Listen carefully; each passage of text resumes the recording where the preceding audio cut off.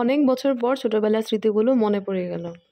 গত শুক্রবার গিয়েছিলাম মিরপুর বিয়ে খাওয়ার জন্য। রাস্তাটা খুবই সুন্দর। মিরপুরের আশেপাশে কিন্তু অনেক সুন্দর সুন্দর স্পট আছে, যেমন সংসদ ভবন, নব থিয়েটার, সবকিছু এখানে রয়েছে। তো সুন্দর রাস্তা দেখতে দেখতে চলে গেলাম মিরপুরে। রাস্তাটাও ফাঁকা ছিল। এই যে আমাদের সুন্দর বউ বসে আছে, আমরা সবাই এখানে এসেছি। আমি তো বাইকে চলে এসেছি, আম্মুরা গাড়ি দিয়ে এসেছে। আর এখানে যে সবাই বসে আছে, বরযাত্রা এখনো আসেনি, ওরা নাকি পরে আসবে। তো আমরা খাওয়া দাওয়া করে একটু রেস্ট নিচ্ছিলাম, তারপর আমরা বের হয়ে পড়বো, যেহেতু অনেক লং জার্নি। মিরপুর কিন্তু ঢাকা থেকে ভালোই দূর। এই যে দেখেন কিউট কিউট পিচ্চিগুলো, মাশাল্লাহ।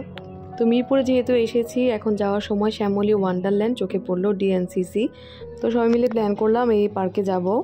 ছোটোবেলায় অনেকবার এসেছি, এখন আমাদের বাচ্চাদের জন্য আমরা যাই এখানে। তো ভাবলাম যেহেতু পথেই পড়েছে, আমরা সবাই মিলে যাই, ভালো লাগবে। আর যেহেতু অনেক দুপুর টাইম ছিল, কড়া আর কি রোদটা ছিল, রোদের জন্য একটু কষ্ট হচ্ছিল আমাদের। আর এখানে রাইডগুলো কিন্তু খুবই সুন্দর। হাঁস আছে, দোলনা আছে, পাল্লা আছে, অনেক রকম রাইড আছে। তো আমি আমার কাজিনসরা সবাই এখানে একসাথে এসেছি। মানে সাডেনলি আসা হয়েছে, আমাদের কোনো প্ল্যান ছিল না আগে।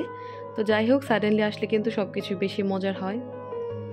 এই যে আমাদের বাসার পিচ্চিগুলো অনেক হ্যাপি এই পার্কে আসার পর। রোদের জন্য আমরা একটু ছাওয়ার মধ্যে ছিলাম, প্রচণ্ড রোদটা কমলে তারপর আমরা রাইডে উঠবো। সবার প্রথমে উঠবে পাল্লায়। তো পাল্লায় উঠবে, আর পাল্লায় উঠলে যে মাথা ঘুরায় ভাই, আমি তো একটু উঠবো না, আমি এগুলোতে উঠতেই পারি না। উঠলে আমার মাথা ঘুরাইতে থাকে।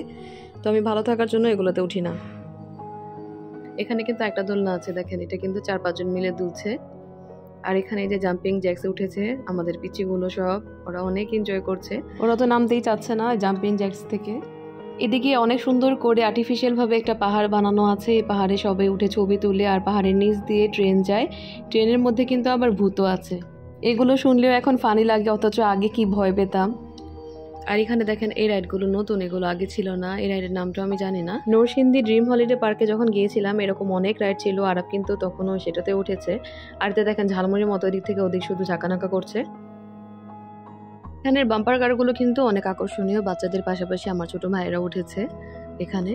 আর কে কাকে আগে ধাক্কা দিতে পারবে, এটাই হচ্ছে এই বাম্পার কারের কাজ। এখন আমাদের পিচিগুলো উঠবে। পিচিগুলো কিন্তু কিছুই চালাতে পারে না, তারপরে ওরা শখ করছে ওঠার জন্য। তো এখানে মানে লোক আছে, ওদের হেল্প করবে। টিটু ভাইকে ধন্যবাদ ঠান্ডা ঠান্ডা আইসক্রিম খাওয়ানোর জন্য।